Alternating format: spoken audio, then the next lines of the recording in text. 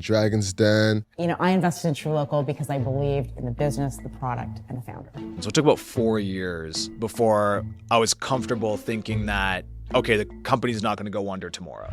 But I think that old school mentality was very, oh, sure, fine. We're annoyed that you're leaving and this is annoying, but, go do it. You're going to fail anyway.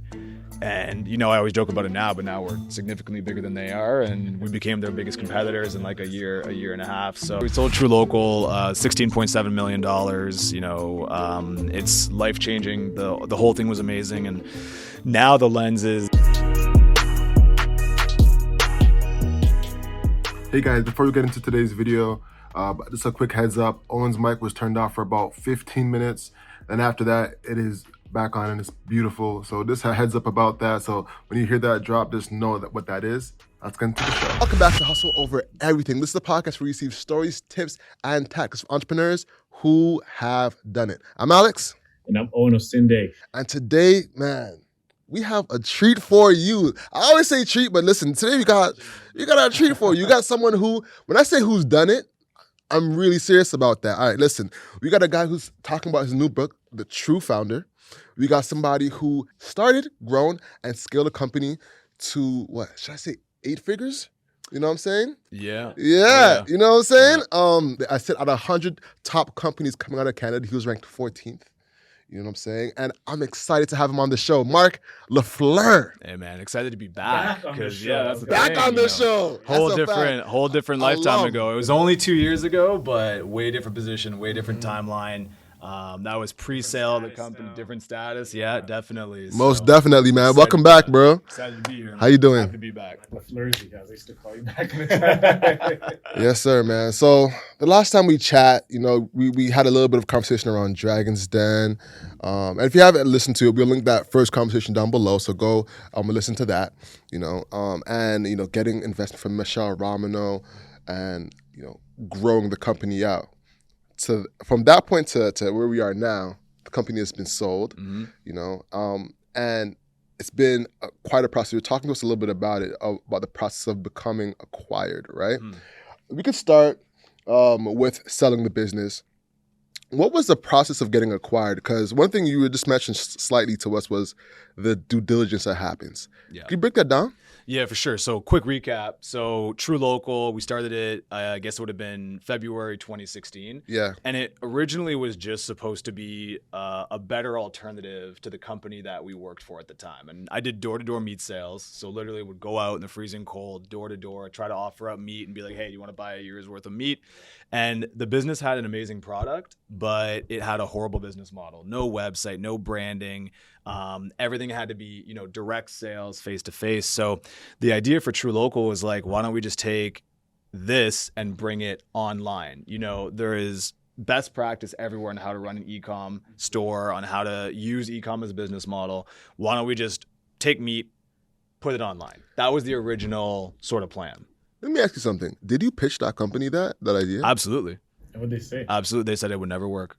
Is it because meat is not like a sellable product online? Their thing, my opinion, is that they had been running the business the same way for about 14 years. So, and it worked, there was nothing wrong with that. I think though that when you look at the technology that was coming out, when you look at the new generation and the way people were shopping, the difference between running the same model from what it would have been 2000, from 2000 to 2015, you probably could get away with not innovating and keeping the model the same, and the company was growing and it was profitable. But that 2012 to 2020 range, that was paid advertising e-com. That was the time where you needed to be doubling down on that. And if you only had a sort of a single channel business model, which for them it was go to someone's house, sell them a year's worth of meat, you're going to start getting muscled out by alternatives that were either cheaper, faster, more convenient, or better quality. So that to me was something that was obvious. And I went to them to say, hey, listen, why don't we try to take this whole thing online? Now, they weren't opposed to taking it online, but what they hated was they had gotten so used to selling a bulk package. They loved the idea of going into a house and convincing someone to buy a year's worth of product so they could deliver it once. And once again, it made a lot of sense from a business perspective. But in that 2012 sort of range, you start getting more of you got to give the consumer what they want. It's not going to fly just because you want to sell a year's worth of meat. Maybe they don't want to do that. So where we were starting to butt heads was that I was suggesting we needed to do monthly packages. So we need to do something monthly. We don't need to lock people in. And e-com as a business model is a perfect avenue for that. And that was where they're like, that's just never going to work. People will not buy a month's worth of meat. You got to get them locked into a year. That's the only way you make money. And that was kind of the beginning of the end. And pretty much it would have been in January. So just along this time, went home for the holidays and sent off an email saying, hey, look, I need to come talk to you guys. Let's have this conversation. And went and told them what we were doing. I told them point blank, we didn't hide anything. I'm like, look, like for these reasons, I think that we can go do this better this way. And we're going to go do that. I just want to be transparent with you guys. I'm not doing it against you. I'm doing it for us. And that was where it all started. What was their reaction? I think at first, obviously frustrated, but I think they were very dismissive. Like it was more like it's not real. It's kind of like, hey, you're gonna go fail anyway. Which I always say, there are so many lessons that I've learned, and one of them, once again, is that at the time in the company, like we were definitely considered like we were the young shots, right? Like we were the ones that kind of had the ideas and all this type of stuff. I would have doubled down on us then, just because I would have been like, shit, if they don't do it with us, they're gonna go do it somewhere else. But I think that old school mentality was very, oh sure, fine, we're annoyed that you're leaving and this is annoying, but go do it. You're gonna fail anyway. And I always joke about it now, but now we're significantly bigger than they are, and we became their biggest competitors in like a year and a half. So it's wild. And what I learned from that, though, ironically, was that if you ever have an employee that is dead set that they have a great way of doing something to the point where they're willing to sacrifice their security by leaving to go start their own thing, and they're trying to bring you that idea, invest in that. Absolutely. Give them a shot. If they believe so wholeheartedly that they can do this thing and they're willing to leave you to go do it, why the hell would you not give this person a chance? Because next thing you know, they become a competitor. They didn't believe in you. Didn't believe in us. Which is okay. I like that position, though, So let's to be keep it honest. a buck. That put a battery in your back. Of course. All of the motivation I've ever had up until the age of 30 has been from people that did not believe that I could do anything. All the way from back in high school, I was massively disruptive in high school, like not the good type of disruptive. I was like a complete and total, it was bad. I was failing on grade 9 and 10. I had no friends, no relationship with my teachers, in and out of detention all the time. And by the time late grade 10 came around, everyone had written me off. Like, I was never going to graduate high school. Everyone thought I was an idiot. Like, no one thought I could ever amount to anything. And everything like that. Oh, absolutely. Absolutely. And that to this day is one of the strongest sources of fuel I've ever had. And now I kind of collect people that count me out. Like, I kind of get to a point where I'm like, sweet, I'm going to remember what you said. I'm going to use that. It's going to push me forward. And people always say like, you shouldn't use that. It's negative fuel. I'm like, yeah, but it burns real hot. It burns real hot. And where my life is at now, I always say I would never change a thing. So it's, there might be different ways to go about it, but having people count you out and bet against you, like, don't get mad, like, use that as fuel. I love that. Honestly, I relate to that so much because in high school, like, I failed out a lot of classes. I failed biology. Take this in. I failed biology and went to summer school and got an 89. Yeah. That means that's a teacher fault, not a student fault. If you're getting 89 in summer school, that means you actually probably could have passed in high school. Anyways, the reason why I say that is because a lot of times teachers fail us. And that same teacher, I had a guidance counselor that was working with me because I was like a bad kid. So they're trying to, talk to me, try to get me right. And she talked to me and said, Alex, he probably won't even graduate. He's probably not even going to do anything with his life. Now look, feel me? But yeah. 100%. I'm in your ears now. You're listening to this now. So what was the worst trouble you got into in high school? Oh man, like honestly, everything. Like I fighting, like swearing at teachers. I stole a banner once. Yeah, they had this like radio dance, like kind of like a Much Music dance at the school, and they had this giant banner, and I just thought it was awesome, so I just took it and like ran down the street with it. But it was like it took two people, so it wasn't just me alone. But we did that, and then of course got ratted out like the next day. They're just skipping class all the time. And I do gotta always asterisk this because to your same point, I realized I found football really changed my life at the time. And I realized that I was never going to be able to play football past high school if I didn't get into university, because Canada doesn't have anything really outside of university football. Exactly. It's not like I can go to some random college and play ball. I got to get into university. And that like changed my whole life, because it was like, holy shit, the thing that I want most in the world, I need to become a good student and get good grades to make it happen. So to your point, I failed most of my classes by grade 10, but by grade, I went back for a victory lap. I was an Ontario scholar, so like 91% average. So same thing, right? It was kind of like finding something that actually motivates you enough to apply yourself the most. And I think that that's the issue with high schools and kids in school, is that these kids aren't dumb, and these kids are probably, they are way smarter than teachers and parents give them credit for. It's they don't give a shit about civics and careers. Yeah. Like they don't care about finding the Pythagorean theorem to find the hypotenuse of a triangle. Like the things, man, exactly. They don't care about that. So what ends up happening is you don't get someone's full effort. Mm-hmm. So I always say, before you write someone off, like ask them what they're into. Like, what do you like to do? Then go show me that you're the best at that, or that you can kill that. You're a gamer? Okay, cool. You don't like school and you're going to, screw around in class and do all this stuff. I know this doesn't work in the current curriculum or education system, but like even as a guidance counselor, just to see like, does this kid have something?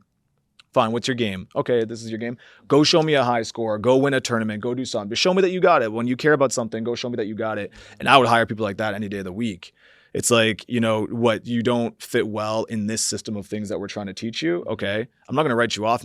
But what I will say is that, fine, then you tell me what you are good at and go show me how you're amazing at it and that you've put in the time in. So, that helped with ball. But I was in all sorts of trouble all the time. It was touch and go. And I grew up with my mom, and my mom, such an angel, and I'm only who I am today because of her. But the way that she raised me was always, I'm going to let you do whatever the hell you want to do, but you are going to deal with the repercussions of it. Like, that's what it's going to be. So it's not going to be this thing where it's like, I'm going to ground you, or I'm going to do this type of stuff. You do what you want. I have respect. And it was all about trust. So as long as you tell me, do what you want. But yeah, if you get in shit, like, you got yourself in shit. So I feel like I matured a little earlier than most, just because I had that freedom. My mom trusted me that way. And yeah, I just led into the university. So where I was going was that I do got to give credit, because even though I was a little shithead in high school, and that's what made teachers obviously hate me for obvious reasons, when they saw that I was turning things around, my old high school, so I grew up in Cornwall, and Holy Trinity, that school, those teachers, they rallied behind me, man. Like, they wanted to see me succeed. And a lot of them, like at least 3, have had an impact on my life, that if they weren't that type of way and didn't do certain things, I wouldn't have made that out of high school. So a lot of it is, it's what you put out into the world, right? Like, are you going to put yourself forward, and people will gravitate towards that, and people will jump on. Now, that's like a unique scenario. There was way more people being like, this kid's still an idiot, and he's definitely not going to play ball, and he's still going to fail out. But it is always good to shout out the people that did believe in you at the same time. Yeah.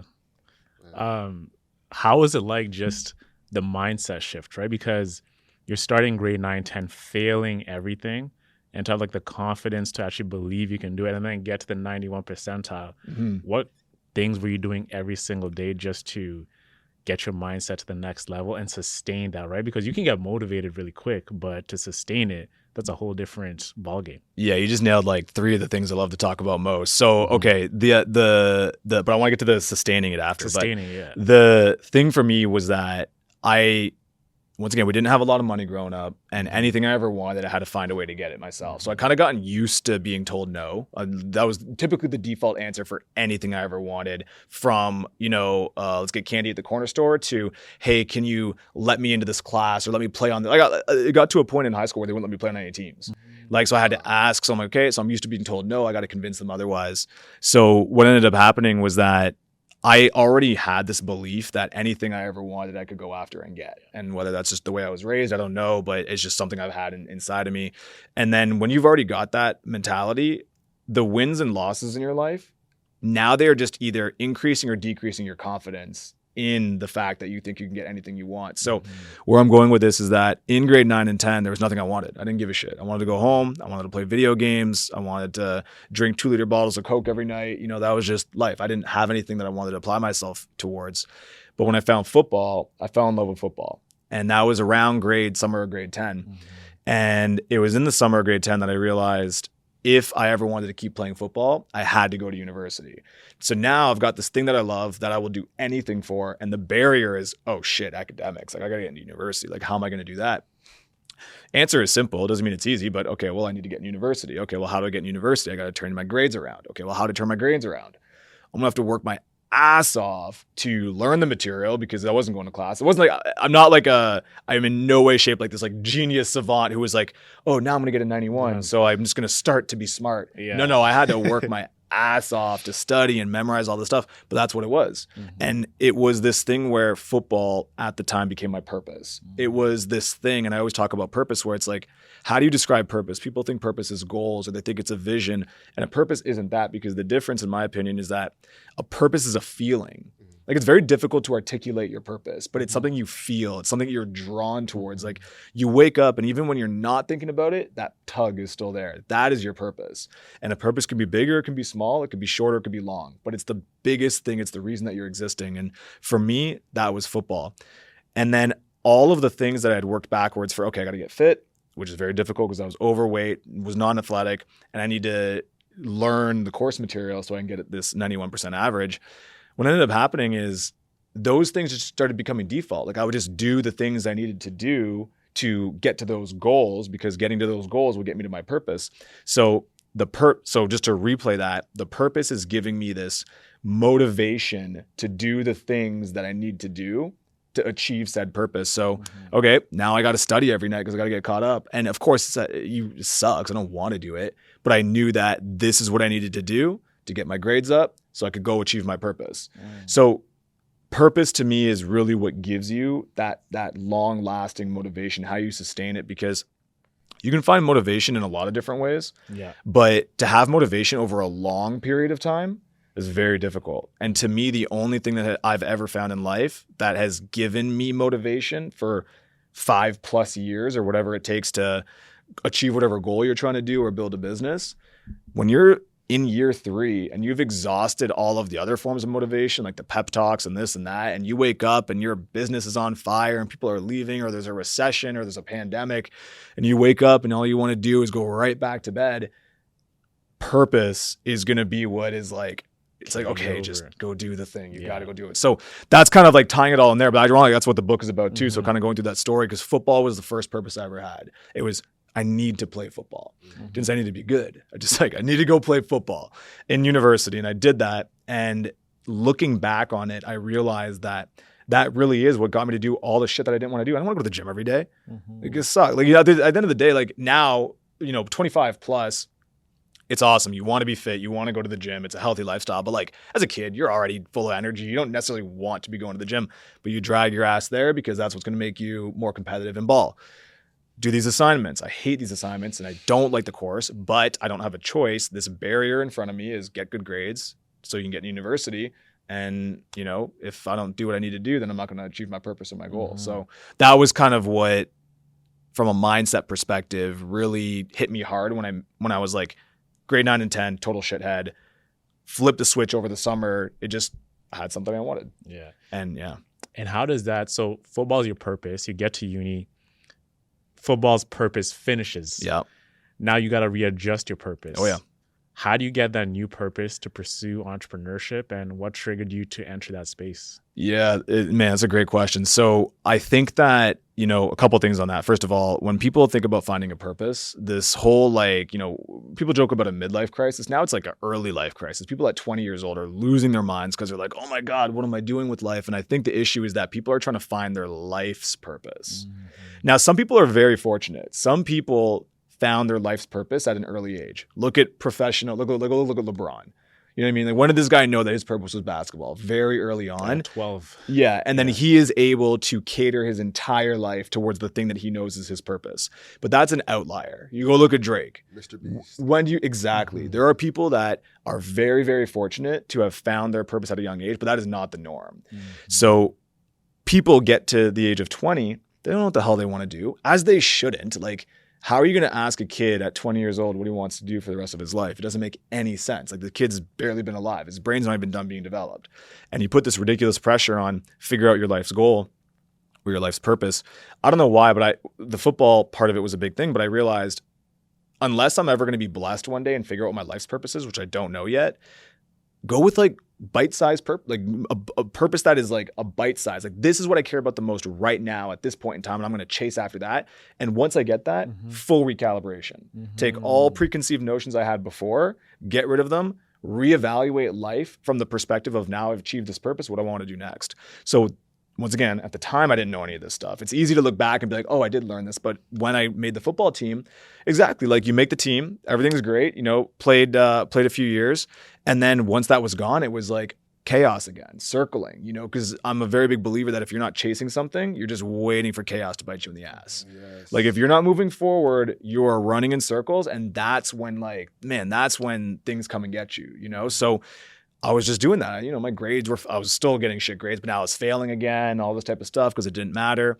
And at the time, I didn't understand the relationship between purpose. So I just was wandering around purposefully, like, just having fun in university.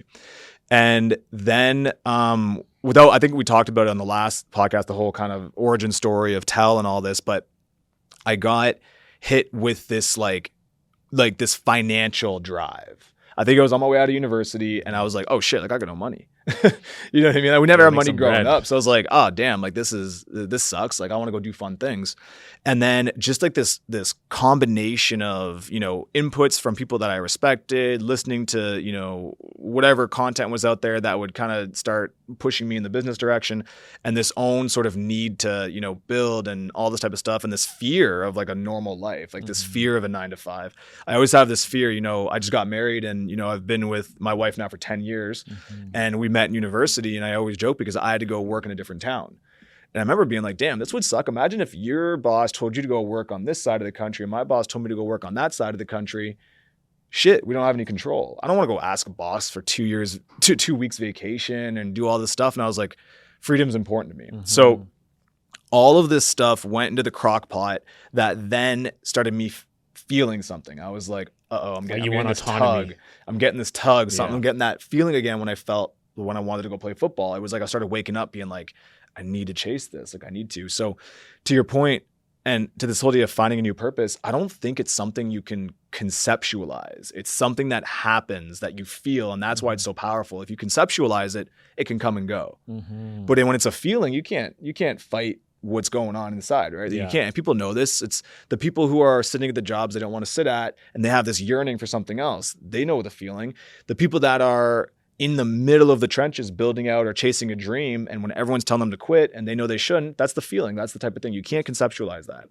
So that's what ended up happening. I started getting this drive for entrepreneurship and business, and I knew nothing about it. Like, once again, I was a kid that came from school, just realized how to be decent at academics, let alone, oh wait, I can go start my own company and start my own business. So that's what happened. And, like I was saying with the Tell story and the Dash Task story, I really wanted to, about a year into me getting this tug towards wanting to be an entrepreneur, I started putting it together where it's like, actually, I think what I want to do is build a company and sell it. Like, I think that's the way for me to, become a millionaire by 30. Like, that's the path that I think that my skill sets lend the best to. And that's what we started. And at that time too, right? You're seeing like all these companies like Snapchat, all these apps, like they get funding like 50 million, they sell for $1 billion. Instagram selling to $1 billion to Facebook. Exactly. That must have had an influence, because I remember like that time, 2010 to 2012, a lot of these acquisitions were happening, and everybody, like the tech bubble, just exploding right then and there. Well, that's exactly. So I'll go through it quick, but the first time I realized that like business was the way I was going to make money was when I heard that Snapchat turned down Facebook for $3 billion. Now, as someone who doesn't know business, I don't know that these apps are a business. I think these apps are just shitty toys. I didn't like Snapchat at the time either. I'm just like, okay, these apps, you can, I remember MySpace. MySpace, I can do that on my own. So I think an app is just like that. So I'm like, yo, $3 billion? He's turning it down. Yeah. He's turning it down. Once again, as a kid, I don't even think I actually understood what $1 billion was. Like, I thought $1 million, if you had $1 million, this is just like the most ridiculous amount of money in the world. So that was definitely, usually these, purposes in life or these things that you want to chase after, they kind of slowly grow and build. But I can definitely say that was one very acute, like, oh shit, you got to start looking at this. But yeah, so the idea was, Snapchat turned down $3 billion offer from Facebook. And then immediately, I think it was like that week where I was like, okay, we're building an app. Like that's what started all of it. And then True Locals acquisition, which I know was originally the first question, by the way. We went on a tangent, but True Locals acquisition was a function of that dream, that input. 2 failed startups along the way led to, the acquisition in 2020. So that's kind of how all of it came full circle. And also it's a lot of the what got us through True Local was that it became the purpose. Like my purpose was to sell a company before the age of 30, and that's where it's at. And that's actually, once again, a big part of the book. It's talking about how in the early days you got to find this purpose, because all the tips and tricks and strategies that I talk about in the book, they're great, but if you don't have something that will keep you going forward when you're in your darkest moment, you're just going to give up. And that's why most founders fail, is they give up, right? So there's a lot of that going on in it. No, that's huge. You dropped a lot of gems in that. One thing I want to add on to that is acceptance as well. Yeah. That's one thing that I found myself being challenged with consistently, is not feeling accepted throughout a lot of those moments when you're in high school, when you're in college, not feeling accepted by your purpose as well. I think is a huge element that I had to really accept. But yeah, and finding that within my purpose and within the people that contribute to that really helped me come forward with what I'm doing and propel myself to where I am. I do, for sure. I think one thing I would say to that is I would almost use that, because I don't feel the same way now, but I did feel that way, where because acceptance and people counting you out kind of go hand in hand, right? Yes. But now I look at it where I do use it the other way around. I'm like, I'm never going to be accepted no matter where I go. And even at this point in time, there's just something about me. I don't know if it's a good thing or a bad thing, but I kind of just march to the beat of my own drum. And whether that is a good thing or a bad thing, I've just noticed that typically whatever sort of like social, I don't mean like friends and family or anything, but I mean like, let's say it's VCs, let's say it's investors, let's say it's the media, let's say whatever, is just, I always come off a different type of way, you know what I mean? And I'm always on the outside. And that used to piss me off, actually, to the point where the idea of another part of True Local was that I couldn't raise any money for my first 2 businesses. Now, look, that's not being unfair. It's that I didn't know anything about business. My business plan deck was like a 1-pager, and it said, give me money and I'll like build a business, right? So that made sense as to not raising.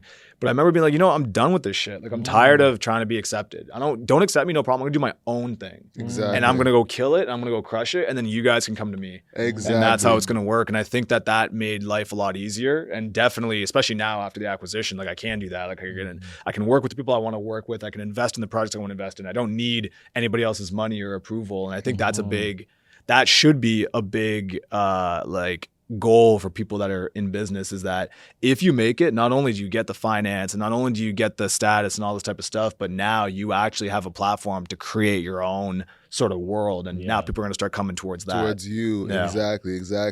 Acceptance is a hell of a drug, man. Very true. You want to be accepted by your parents, your social circle, and that can lead you into specific ways. So you got to like find ways to navigate around that and like find purpose as the driver, like you're saying, to make you be able to be steadfast through it.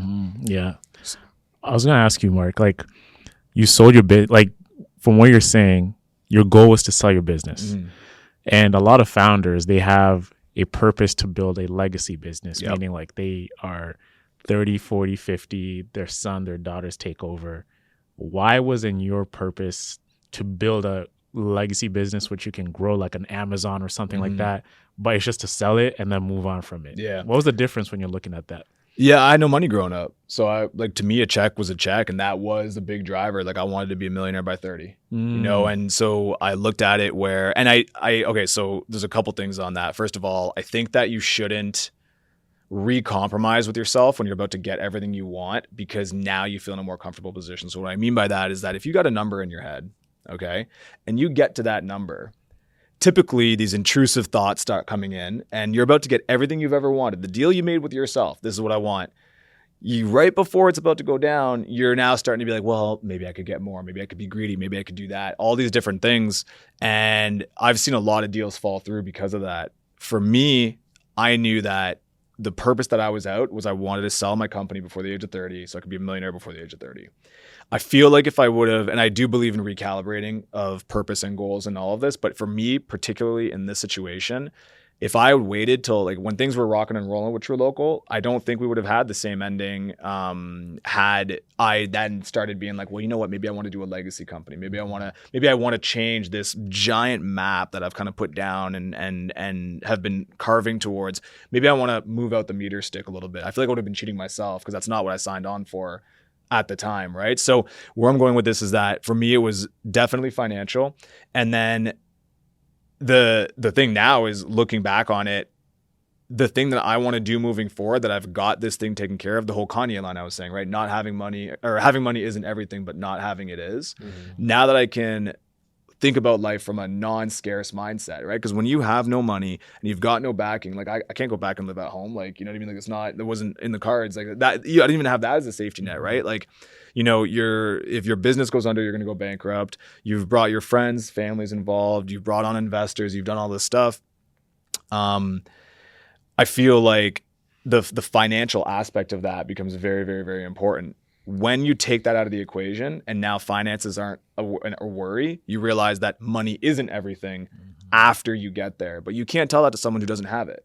If someone doesn't have financial resources, you can't tell them money's not important, because what they're thinking about today at worst is, shit, where am I going to eat? Or where am I going to sleep?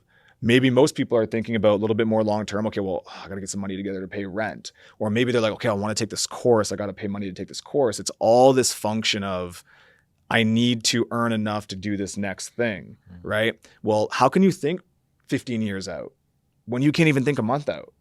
It's very difficult. So for me, you know, and now looking into it, I don't have to worry about that anymore. Like, there's a situation now where I can start thinking much more long-term and start thinking more about the idea of a legacy company and something that I want to build that I actually want and care about, right?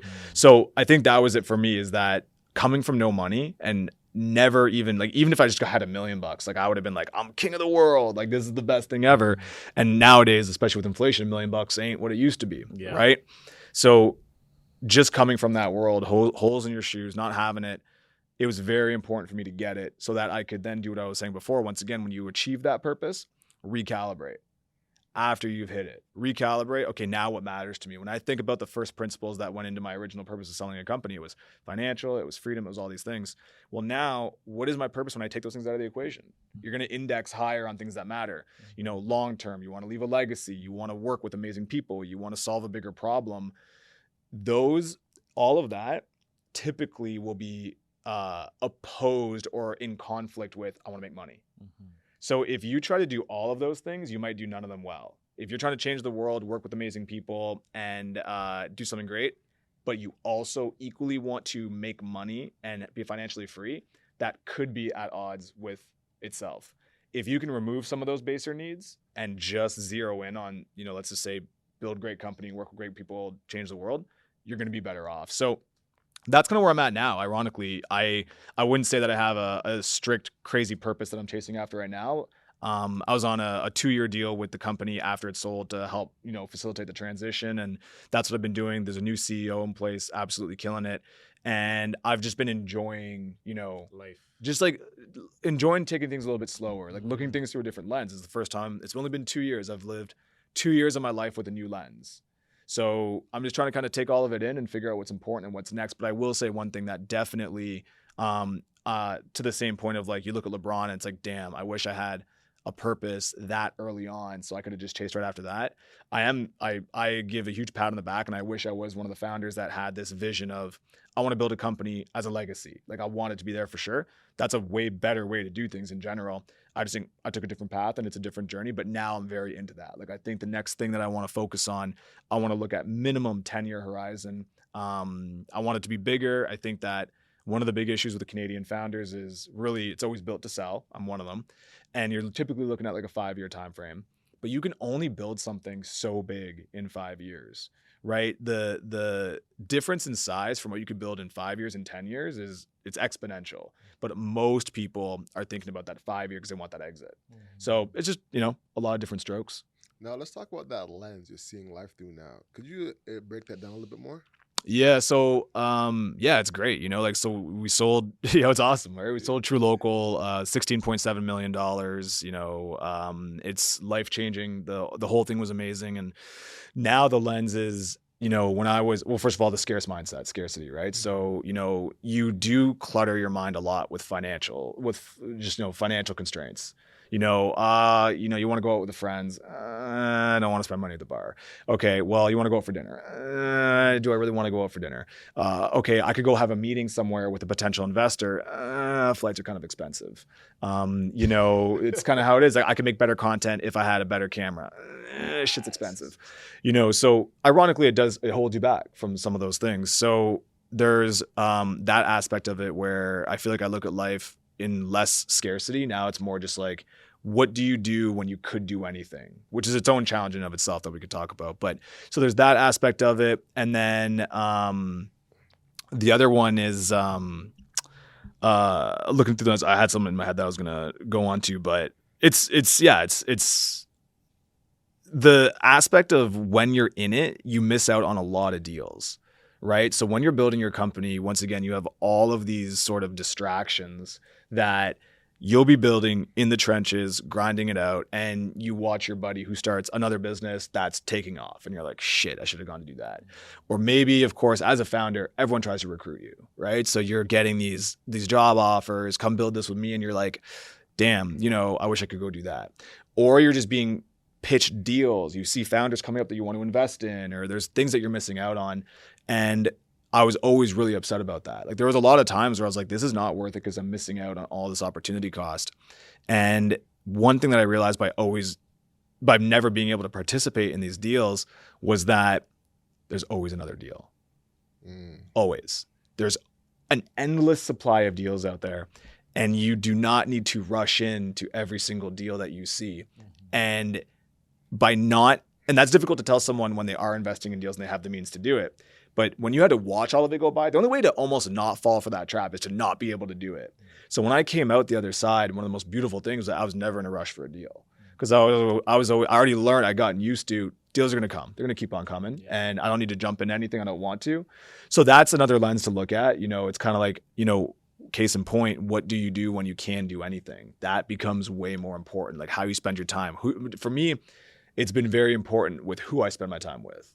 Because now I don't have to spend time with people that take my energy or don't give me energy. Like, I want to be around people that motivate me and I motivate them. And that's the point of life, right? Like, in my opinion, like, be around people, put them on, they put you on, you go kill it together. Like, I love that. So there's that side of it, tons of travel everywhere all the time. Love it.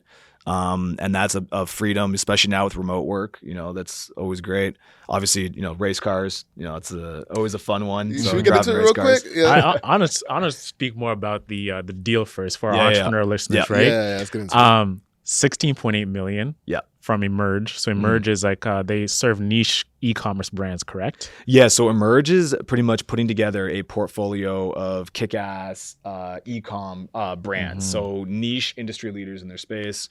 The most exciting ones being, BattleBox. So they have BattleBox out of the US. They've got Wholesale Pets. So kind of focusing on that area. And that's their way. And the idea is that by bringing all of these brands under one banner, what'll happen is they can just get more economies of scale, right? They can provide better services together than these companies would be providing alone. Yeah, I'm curious, with the acquisition, like, for instance, I know with Bevel being acquired by, I think it was Procter & Gamble, if I'm not mistaken, they now have the opportunity to go into a lot more retailers, right, and have a greater distribution. Was that the kind of play that you were looking for, or was it like a more strategic play? And I'd love to get more insight into what led you to this acquisition versus any others. Mm-hmm. Yeah, so we ran a full process. So we had probably three serious people that we were dealing with, and I would say there's probably a fourth in there, and it was the complete spectrum of private equity through to strategics. A name that people would know right off the bat, like just one of the large food companies in Canada. And the thing that was most important to me, once again, I'm very principle based, and I think people should read Principles by Ray Dalio if they haven't. But that, as a founder, that's a great book. Because what was most important to me, I wanted to sell the company. I knew that that's not, like, I have to make sure that the team is going to be taken care of. Because if I'm going to be leaving, then True Local is not like my baby. True Local is our baby. Like the team that built True Local is what made True Local special. So being completely honest, what was most important to me was, okay, if we do an acquisition, what is going to happen with the team? Do you guys have this like suite of executives that you're just going to airdrop and change everything up?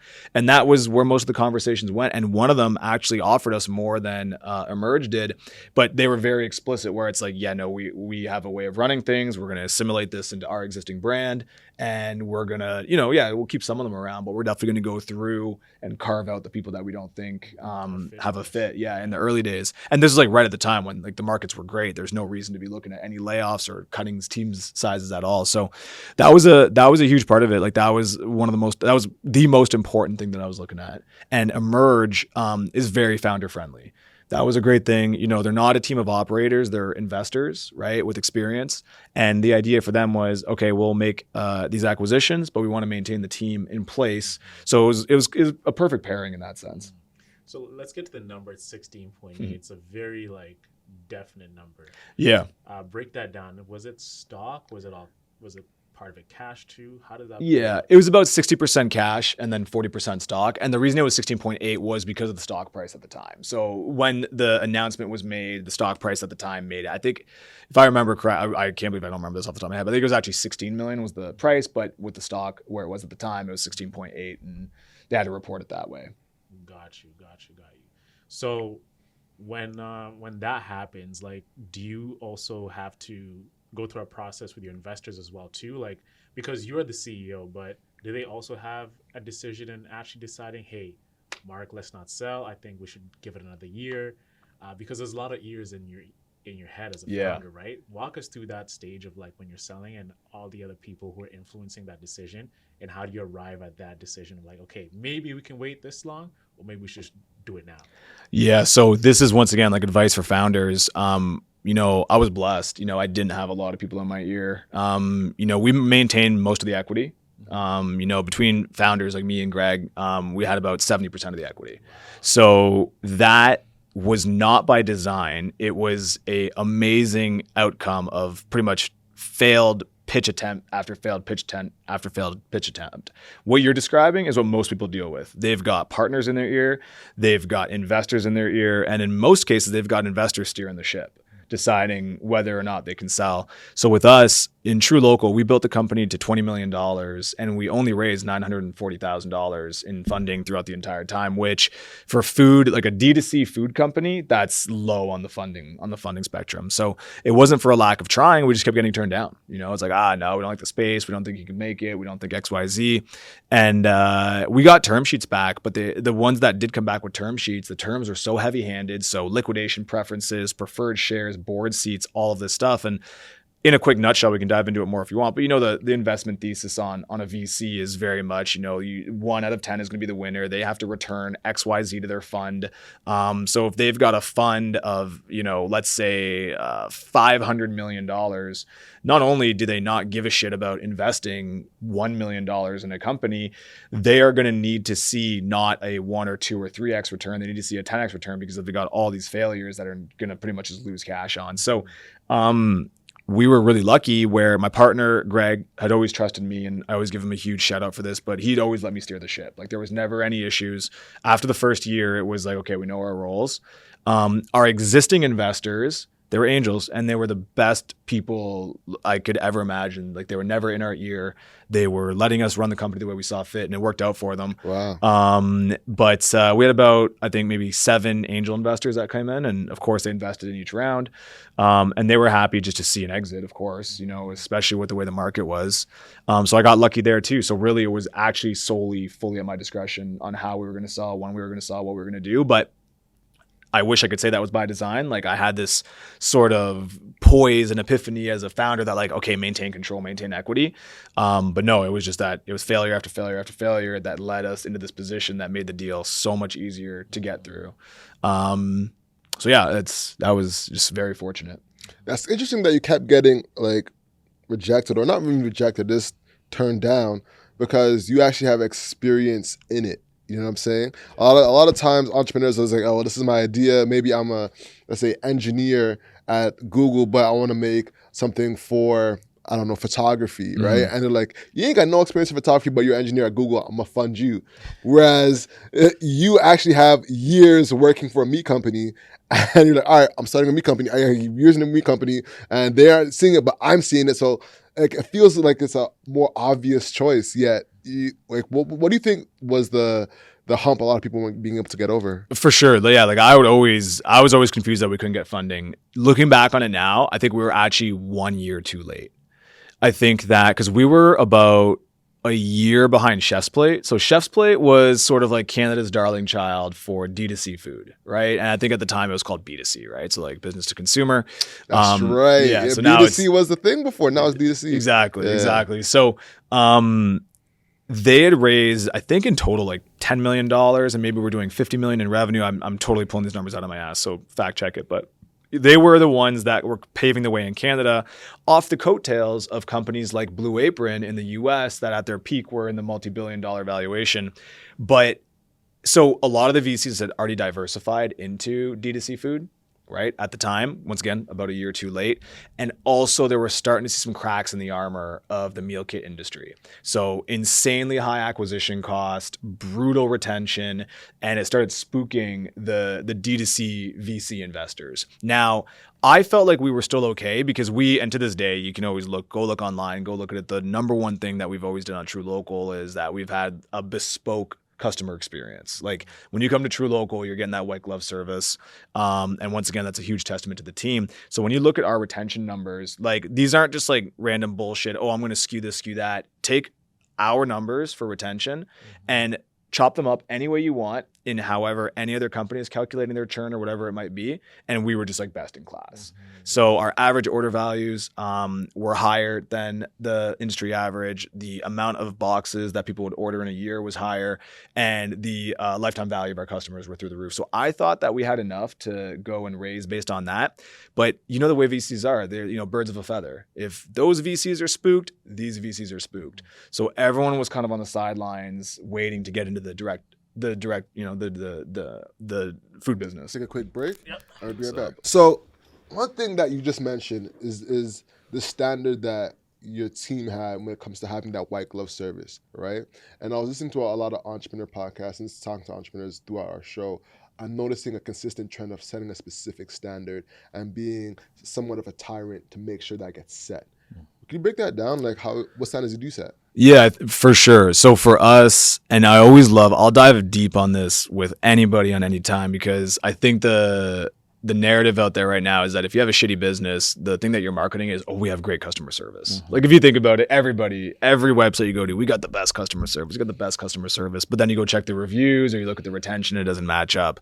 So when I say that customer service, aka we call it consumer experience, was the most important part of the business, like I really mean it, and I'll dive in on it in a million and one different angles. But the reason this came about was when I was looking at the space, we didn't have a lot of money compared to the rest of people. So I couldn't go and spend on getting the most professional looking content or building the most beautiful website.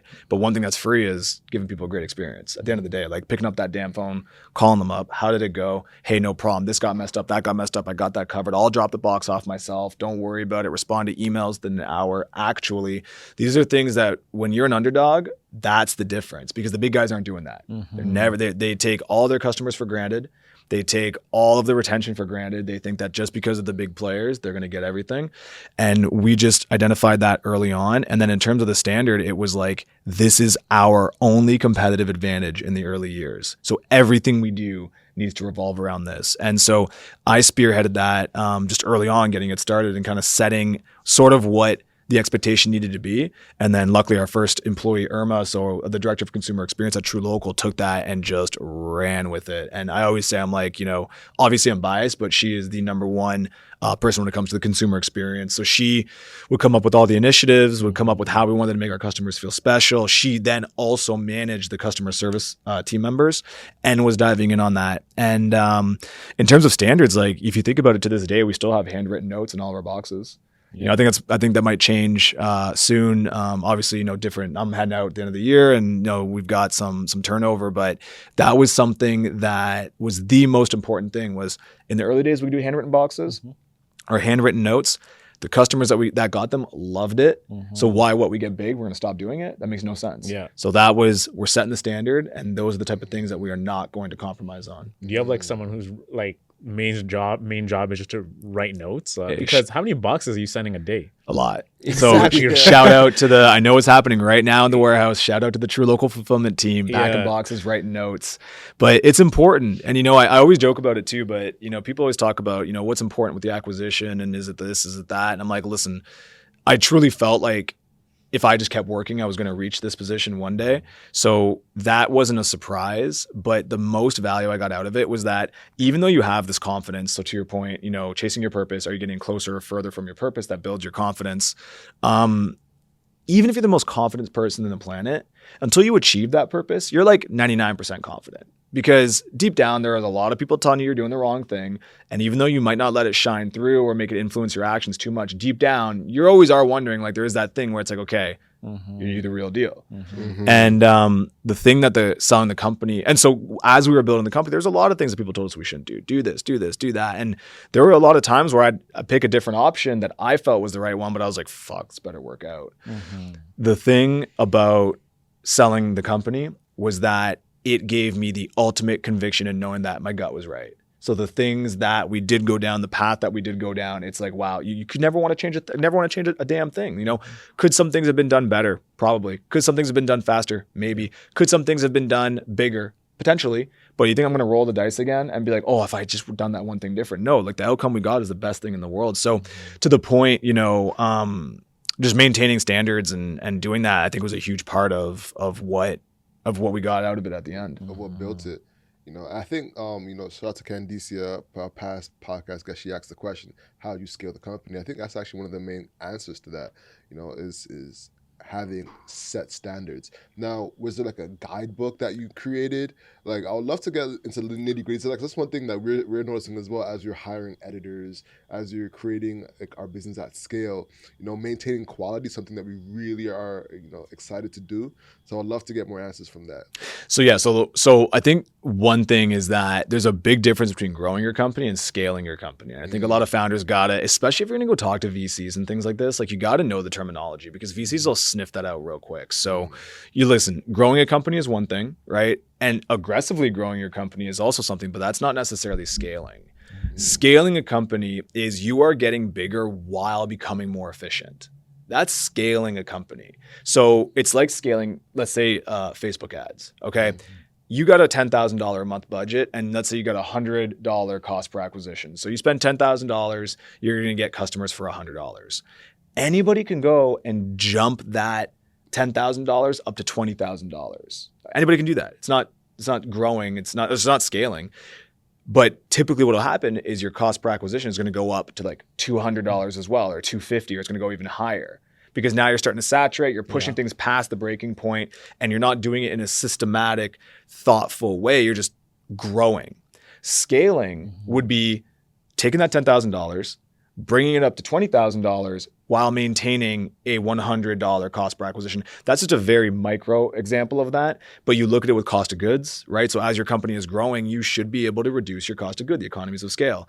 When it comes to recruiting and hiring, the bigger you're getting, you should become more efficient and save money on it. So that's the thing that a lot of founders need to understand.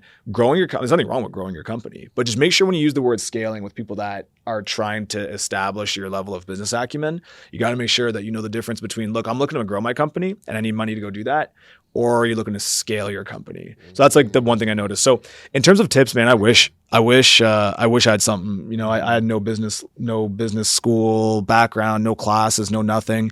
I didn't know anything. All I did was decide that I wanted to do it, and then just take every punch straight to the face, and then somehow get back up. Yeah. Much. Luckily, though, this book, True Founder. Founder, this is the one. This is the book that I wish that I had whenever I was getting started. Yeah, let's get into that, man. Like writing a book. Like what inspired to write the book? Yeah, honestly, I had I never thought about writing a book. I'm not a huge writer, obviously. C's get degrees kind of type of guy, but I'm a huge note taker. So I have this massive. So I'm not a writer, but I'm an avid note taker. So any idea that I ever get, I write down into my reminders. just quick point form. And then probably once a week, I'll take that idea and extrapolate it or expand on it in like Evernote or whatever. And I build it out and I just leave it and it just collects dust, digital dust. So I've honestly probably got like hundreds of pages of just random notes. So when the company sold, actually Forbes reached out. So the funny thing about this is this almost never happened because it was in my junk mail. And you know, the like Forbes junk mail thing, like, oh, hey, you know, it's Forbes or whatever, like subscribe for this, subscribe for that. And then you click unsubscribe, you're like, whatever. I know, unsubscribe. So when I saw it, I just, for whatever reason, I opened it and it was like, hey, listen, like this is actually Forbes and we want to talk to you about a book. And I thought it was just a junk, but I'm like, you know what, let's just take a chance and send a message back. So, you know, hopped on a call with Forbes and they educated me on the fact that they do publishing, which I didn't know. And they accept 60 authors a year to publish a book for. So we started talking and they're like, look, you know, we did the background check. You just sold the company. This, you know, like you got a story here for sure. You know, you're 31, well, 30 at the time. Like, what do you want to do? So, you know, went probably for about a month going back and forth chatting with them and decided to pull the trigger on it. And that's kind of where True Founder was born, even though at the time we had no idea what the hell we were going to call it.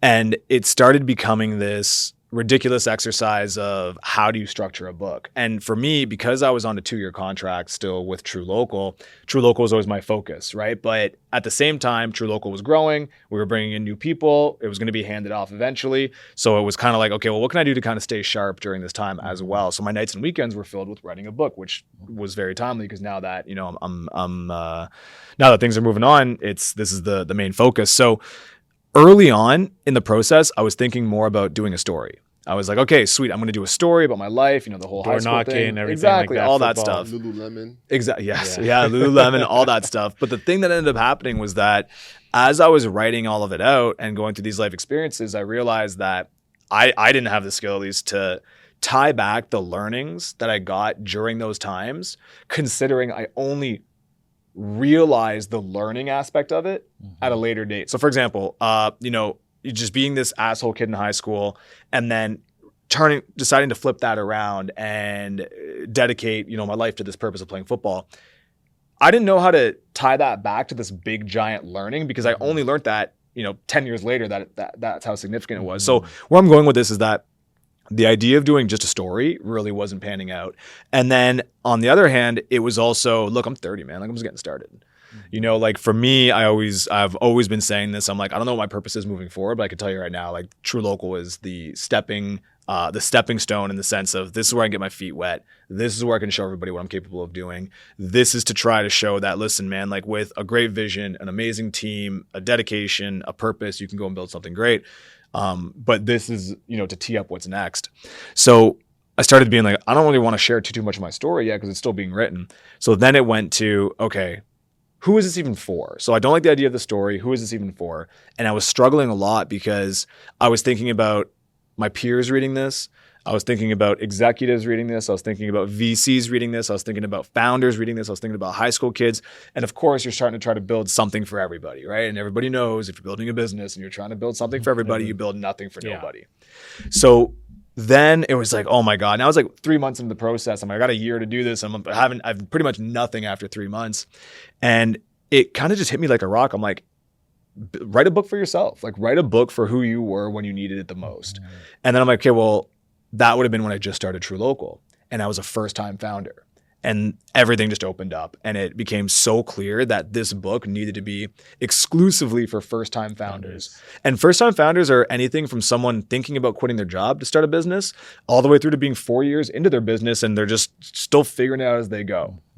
And once that became clear, man, the book wrote itself, honestly. And it became— It just flowed out of you. It flowed because then I went back through all my notes and it was all the teachings and the learning. So it became, instead of being this story-based thing where I'm this character and going through all this, it was, no, this is a tactical guide. And I will sprinkle in my life experiences to help show some of the points. And really all of the experiences that I share are to show that, like, I didn't know what the hell I was doing.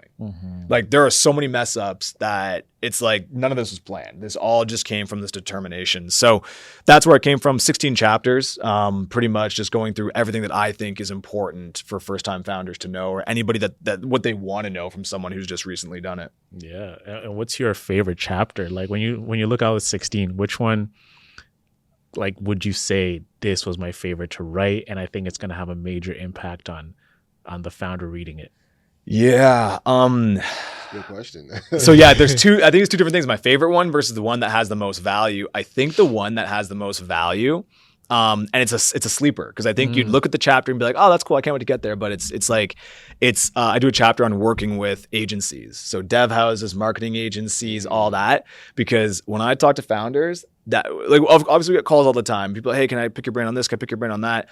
And I've dealt with so many founders that are looking to bring an agency on for the first time, and the questions. It's like, should I use an agency? Should I hire in-house? How do I negotiate the contract with an agency? And I've been burned by agencies before, and every founder has also. So I have a very specific way that I work with agencies, and it's served me well now at this point, and I wanted to put that in there. So like literally how to negotiate agency contracts, how to decide whether or not you should use an agency. Should you hire in-house? Should you hire to bring someone in-house? Should you not?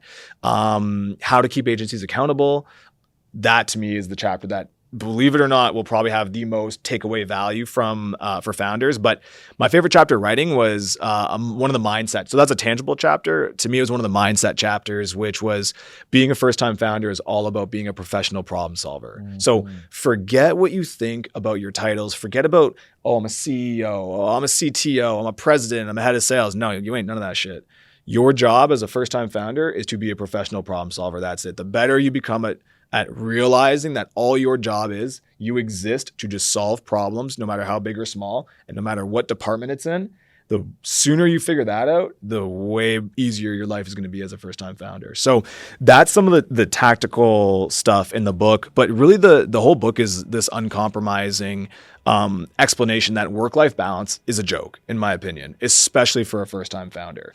If you're at where you want to be in life and things are good and rosy, so maybe you got a 9-to-5 that you're excited about, you've got a career plan that works for you, or you're already hyper successful and you've got resources, yeah, of course, take your foot off the gas, enjoy life a little bit, find some balance. But when you're a first-time founder, it means you probably had no money. You've put all of it into the business. You've asked friends and family to join you on the journey, either financially or to help you. You are pretty much chasing this life's purpose and life's goal. Like, how dare you think, in my opinion, that this should be easy and comfortable? Let's go back to LeBron. Like, when you look at a pro athlete who sacrifices everything in their life to spend more time in the gym, more time hooping, more time going to camps, more time finding different leagues. When you look at a billboard artist who takes every last dollar they have, they skip paying rent and instead use that money to go to the studio. Even like academics, like you look at someone who wants to go do a PhD for like 10 years and they give up starting a life, starting a family, doing all the stuff to be 100%, actually like 120% full tilt chasing that goal. We reward them and we say, oh my God, you're so dedicated and you're amazing. And I wish I was that committed. But when if it's a founder, oh man, you work too hard. Like you shouldn't work that. You need more work-life balance. And that to me is ridiculous. So this book is for anybody out there who is either thinking about starting a business or starting a business and feels like they're underwater and feels like, oh my God, like this shit is hard, this shit is heavy. It's a lot easier to go through that knowing it was supposed to be hard and knowing it was supposed to be heavy, and everybody out there in the same position feels that same way. That's a lot easier than always having people in your ear saying, you work too much. If we could take some time off, wouldn't we? Yeah. Right? If we didn't have to keep pushing that boulder up the hill, would we not? We don't do it for fun. We do it because this is the self-imposed struggle and responsibility that we have taken on with the hopes of living a better life. Yeah. We chose to do that. No one's forcing us to do it. So this book is, I just want to start dispelling that stuff. Like, so what's your, how do I say this? What do you say to those people who say, oh, mental health this, burnout this, da-da-da-da-da-da? Because that's a big thing in our culture, especially entrepreneurship culture. So with this mindset of saying, screw that work-life balance, you got to grind it all. Like, we're on the hustle over everything podcast right now. You got to hustle, right? What do you say to those people who bring that narrative up that you're going to burn out and it's not fun? The thing that I would say to that is, look, you know yourself, okay? If you feel like you're on that cusp, do what's best for you. To me, it's more about the outside narrative and the outside input that it should be normalized and that it should be easier. That's what gets me. So, and I talk about it in the book. I talk about, like, if you want to talk about burnout, there are ways to, like, and that's like a whole thing in and of itself. So like, once again, if you want to avoid burnout and you know you have to be full tilt, first of all, be realistic in how long it's going to take. Minimum 5 years. You should be willing to commit minimum 5 years to this. If you know that right off the bat, you're already in a better position than someone who's like, I'll give it a shot for a year and see what happens. Because then when that year becomes 2 years and 3 years, they're already stressed. They're already like, oh my God, this is longer than I thought. Then it goes back into this idea of, do you have a purpose? That is, if you have a purpose and you're chasing a purpose, realistically, like that's going to give you all the energy you need to keep going when you're at that limit, right? And you've got to find a way to stay motivated for as long as possible. So that's where your purpose is going to come in. But then on top of that too, to avoid burnout, I have this huge opinion that you need to start finding wins in the small things. So let's say you live a comfortable life, typical 9 to 5, everything is good. You know, nothing wrong with that. The way that you live your life is you kind of look for these big milestones that happen maybe like 4 times a year. A birthday, a holiday, a raise, maybe you buy a new car, buy a house. So, you know, these like large things. Okay, I just had my birthday. Woo, I was excited for that. I got a vacation in 4 months, right? And typically, you know, you got your energy levels and your energy levels kind of like dwindle down and they bounce back up whenever you do something you like. And, you know, they dwindle down and they bounce back up. So what ends up happening is that doesn't work as a first-time founder, because when you're chilling, doing your 9 to 5 normal life, you don't get put into situations that stress you out as much. Like you're not in this self-imposed kind of thing. So your energy levels can stay fairly high until you get this next big milestone, like a birthday or whatever it might be, and then it bounces back up. Well, as a first-time founder, you're getting kicked in the face every single day. Your energy levels are so goddamn low all the time that if you go to zero, that's when you get to a burnout. And I feel like if you were to try to be a founder and use that same sort of, okay, I'm just going to refill my tanks on the next big win, you won't make it, because you won't make it 3 months of just declining energy. It's not going to happen. Like if you keep just going straight down for 3 months, you're not going to make it to the 3rd month, to the 4th month and have that big win. Maybe it's a financing or an investment or something like that. So I talk about how, look, you got to reframe that and you got to start sucking water from a stone, in the sense that you need to find energy in the small wins. So how do you stay positive at the end of the day and when the whole world around you is on fire? So in my opinion, it's, you know, if you wake up on time, okay, don't just like brush that off. Like when you're running a business and you're doing all your stuff and you've got team to manage and you've got personal life and all this, like you woke up on time, high five, tiny little boost of energy. Congratulations, you did it. Okay. Then you look at the next thing. Okay, I ate my healthy breakfast or whatever diet or whatever you're doing. You did this next thing. Okay, great. Sweet. Congratulations. You did that. Then you made it to the gym in the morning. Okay. In my opinion, finding little minor energy boosts from that keeps you going. And what it also does is it creates this momentum for you to crush the goals throughout the day.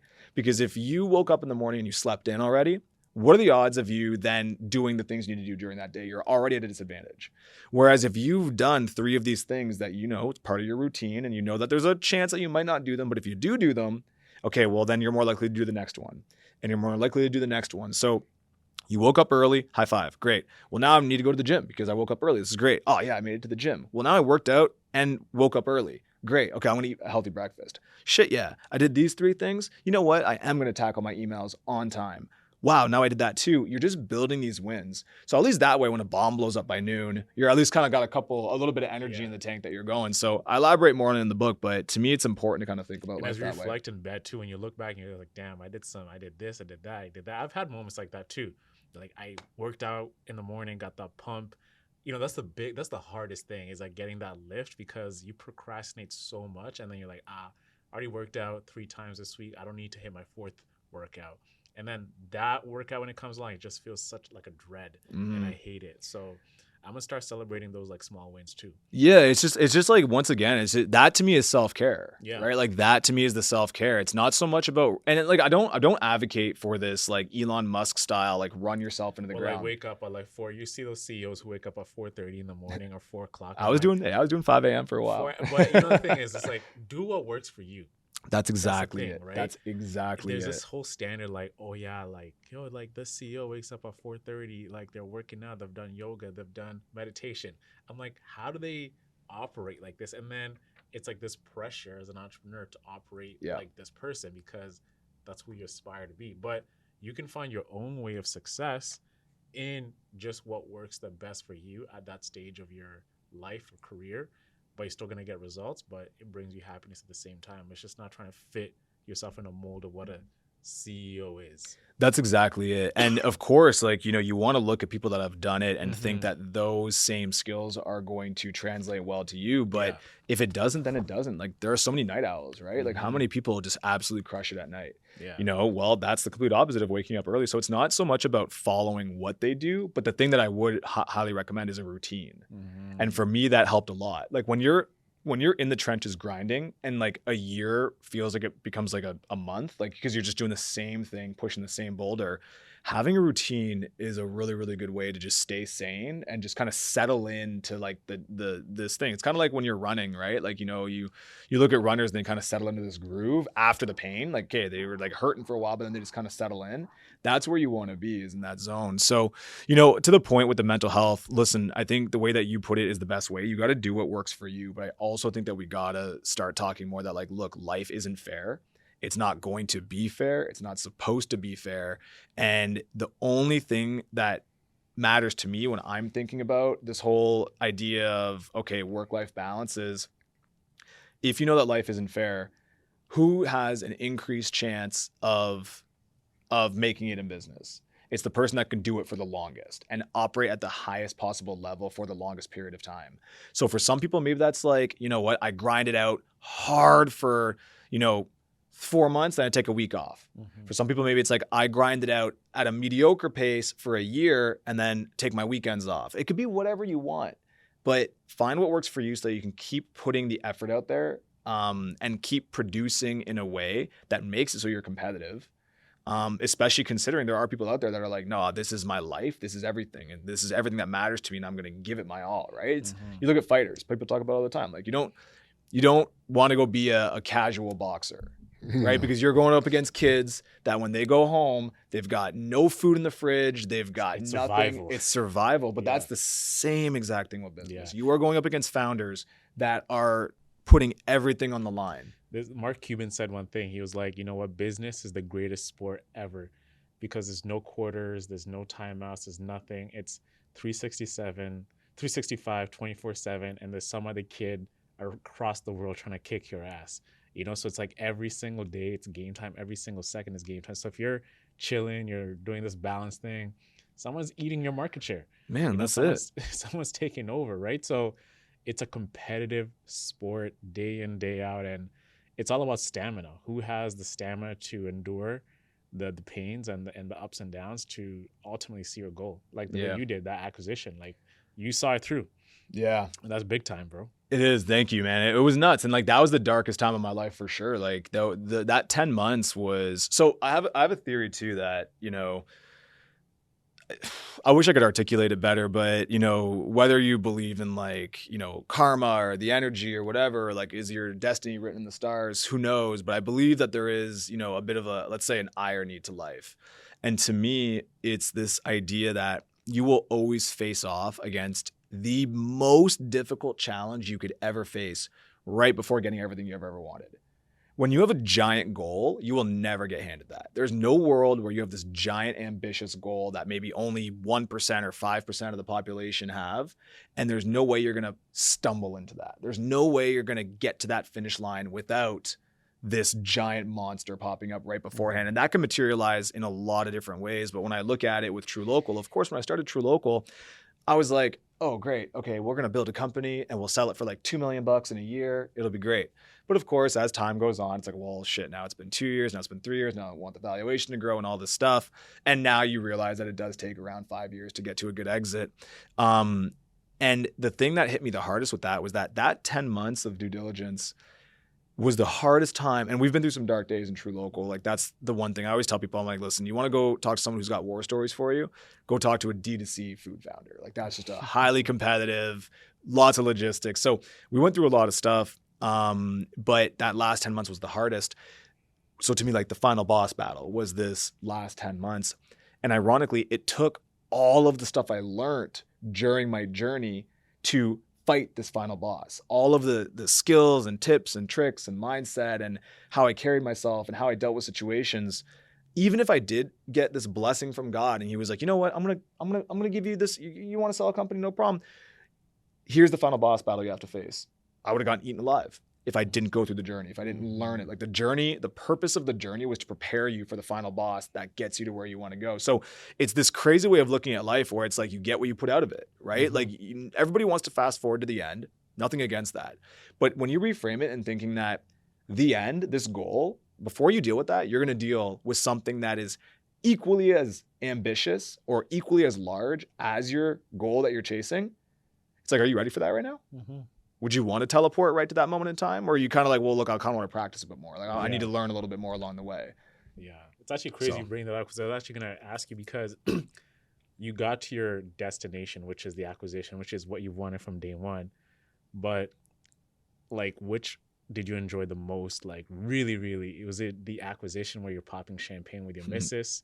Or was it the journey of packing those boxes and driving all these places to writing those notes to customers and et cetera, right? Because that changes over time too, right? So what's your take on that?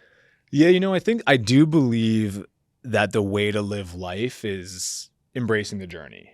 I have never been that person and I want to become that person. So that's something that I want to work on because especially now when I'm looking at what I want to do next, I'm like the worst poster boy ever for like that like healthy work-life balance thing. Hence why I want to talk to founders that might feel the same way. But I was like, I'm going to go through the trenches to get to this point.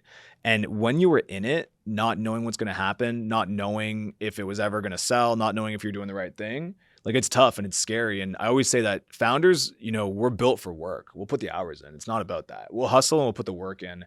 The thing that sucks as a first-time founder is that cloud that's hanging over your head of uncertainty and responsibility. That's something that makes the work so much more unbearable. And that in its moment in time, to try to say that I ever would have sat down and been like, wow, I missed this. There's no way you never would have thought that.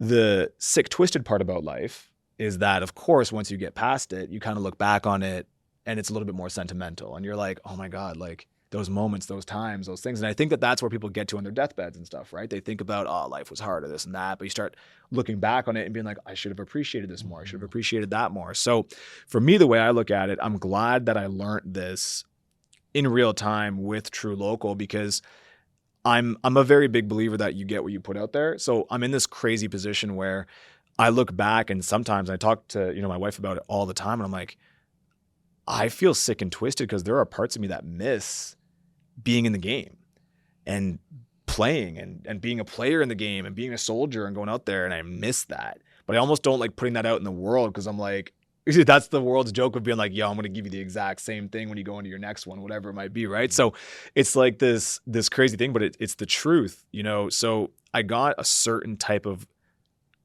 contentment and satisfaction when the company sold. Absolutely. Achieving the goal, fulfilling the purpose that I had at the time, looking at the bank account's awesome. And then that final level of confidence that I wanted to get from it. Those are all some of the great things that you get.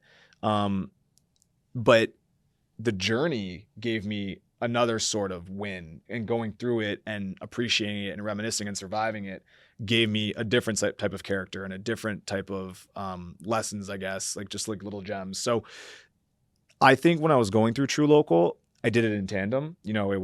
I didn't like the journey at the time, but getting to the end of it made me realize that the journey was part of it. Once again, even just talking about this boss battle thing, it's all intertwined. And what I want to carry moving forward is a better appreciation of that so that I can enjoy the things that I'm doing and I can appreciate them as they're happening while I'm out chasing for this goal. Now, I don't know if that's possible, right? I don't know. You look at it like, and I'm talking from movies here, but you look at a character in a movie, I want to go fight the war. I want to go do it. I want to go serve my country. I want to go whatever. Fast forward 30 minutes into the movie and the guy's, laying in a trench with his friends everywhere dead. And he's like crying. He's like, I want my mom, right? Like, it's like, is that the irony of life? Is that kind of what we're here? We're always going to think the grass is greener. We're always going to think we want things and then get them and realize they're not what we wanted, or think that we don't want things. And when they're not there, we are like, oh, should I miss it? I don't know. I don't have an answer, but that's how I looked at the True Local acquisition compared to the journey. Yeah, man, that's beautifully said. Yeah, honestly, man. All right, we're gonna start working towards wrapping up. But a few questions that I think some of the entrepreneurs that are listening want to know is: was there ever a tipping point where you felt like we had gotten to the other side of it? Maybe it was Dragon's Den, but I would love to know if you felt that there was a tipping point that looking back, like, oh, that was a huge like mover for me, and if I know if I'm getting started again, I would do that again. So yeah, I think it's two separate things. So what would I do or double down on if I were to do it again? That's one thing versus when was the tipping point. So I'll start with the tipping point. The tipping point was probably it was the last year before the acquisition. So it took about 4 years before I was comfortable thinking that, okay, the company's not going to go under tomorrow for whatever reason, or at least thinking that the vulnerabilities that our business had, so whether it be product supply chain vulnerabilities, whether it be competitive vulnerabilities, financial vulnerabilities, the things that can blow up what's going on. It was 4 years until I felt that we had a good handle on all those, and then like definitively 4 years, where I could kind of breathe lighter, and it was it was good in that sense. So that was a 4 year mark. I would say that the things that did that, obviously crossing over to profitability, that's huge. Being a self-sustaining business on that side, I think I got to give a huge shout out to our COO Todd. So he was the first time I ever had an executive level individual that had sold a number of companies, and that was someone that, if I was gone, it wasn't a collaboration of people that kept the company going. I felt confident that he could make it happen. And the thing that Todd brought is it really got me taking a look at our leadership team, all of which were people that we hired at like entry level positions early on. So like my friends, Irma's friends that we brought in that left their jobs to come pack boxes, send off customer emails, and like fill out spreadsheets with us, they all became the directors of their departments. And I think Todd was that final piece that made me take a step back and look. And, at the time I had 12 managers, like someone managing all of our departments. So everything from, operations, development, finance, HR, marketing, consumer experience, like I could go on, but I had someone that was the head of all of that. And I realized that like I was becoming almost, insignificant and irrelevant. And it was like, wow, we've actually built something here. And it's the huge testament to the team. So I think when the team came into themselves, which I think was a defining moment, like I very much believe there was a moment when the team finally got the like, oh shit, like, yeah, I'm running this department, and we did this, and look what I've built with this team, and blah, blah, blah. That was a big moment for me where it was, okay, that was a tipping point.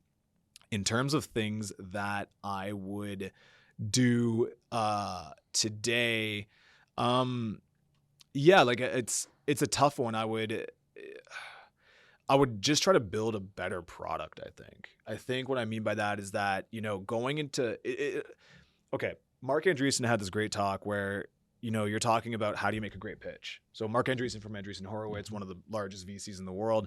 And it's like you can spend all the time in the world making a better pitch, or you can just make a better business, right? Because you can have a super shit pitch, but if your business is great, then you're fine. So for me, when I think about, do I want to sell meat online to people across Canada that has to be frozen, and we're going to get into this hyper competitive space? Yeah, I probably would just built a better business. Probably would have gone more down the tech side. And I think luckily True Local ended up being at the right time, at the right place with the right people.